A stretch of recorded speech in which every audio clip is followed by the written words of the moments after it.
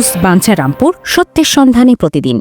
বাঞ্ছারামপুরে কোরআন তেলাওয়াত প্রতিযোগিতা ও ইফতার মাহফিল অনুষ্ঠিত।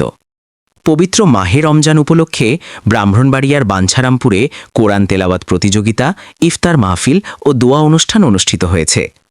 ধর্মীয় ও মানবিক মূল্যবোধ ছড়িয়ে দিতে বাঞ্ছারামপুর ব্লাড ব্যাংকের উদ্যোগে এ আয়োজন করা হয়।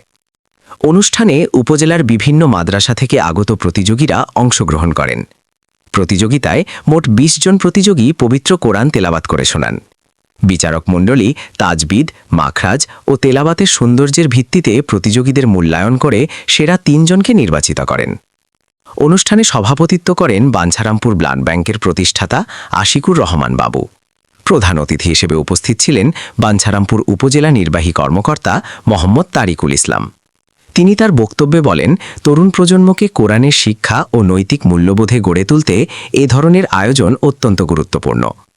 বিশেষ অতিথি হিসেবে উপস্থিত ছিলেন সহকারী কমিশনার ভূমি মোহাম্মদ রবিউল হাসান ভুইয়া, বাঞ্ছারামপুর মডেল থানার অফিসার ইনচার্জ মোহাম্মদ ইয়াসিন, ইসলামী হসপিটালের ব্যবস্থাপনা পরিচালক মোহাম্মদ রিপন মিয়া এবং বাঞ্ছারামপুর সরকারি SM পাইলট মডেল উচ্চ বিদ্যালয়ের প্রধান শিক্ষক মোহাম্মদ আতিকুর রহমান এবং বাঞ্ছারামপুর প্রেস ক্লাবের সভাপতি মোল্লা নাসির উদ্দিন। এছাড়াও উক্ত প্রেস ক্লাবের সাংবাদিকবৃন্দ, স্থানীয় গণ্যমান্য ব্যক্তিবর্গ, আলেম ওলামা, শিক্ষার্থী ও অভিভাবক সহ বিপুল সংখ্যক মানুষ অনুষ্ঠানে উপস্থিত ছিলেন। প্রতিযোগিতা শেষে বিজয়ীদের মধ্যে পুরস্কার বিতরণ করা হয়।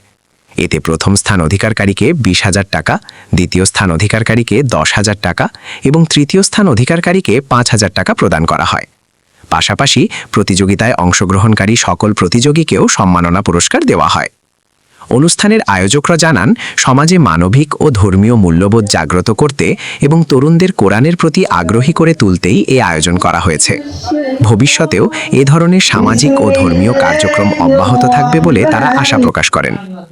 অনুষ্ঠানের শেষ পর্যায়ে দেশ, জাতি ও মুসলিম উম্মাহার কল্যাণ কামনা করে বিশেষ দোয়া পরিচালনা করা হয়।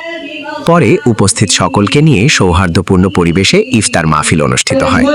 ডেইলি নিউজ বাঞ্ছারামপুর, নিজস্ব প্রতিনিধি।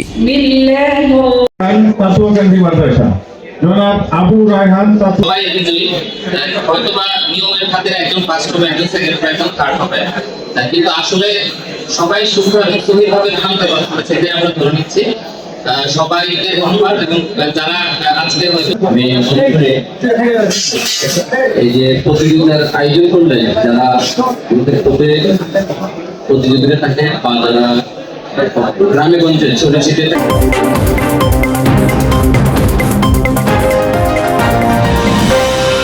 ডেইলি নিউজ বাঞ্ছারামপুর, সত্যের সন্ধানে প্রতিদিন।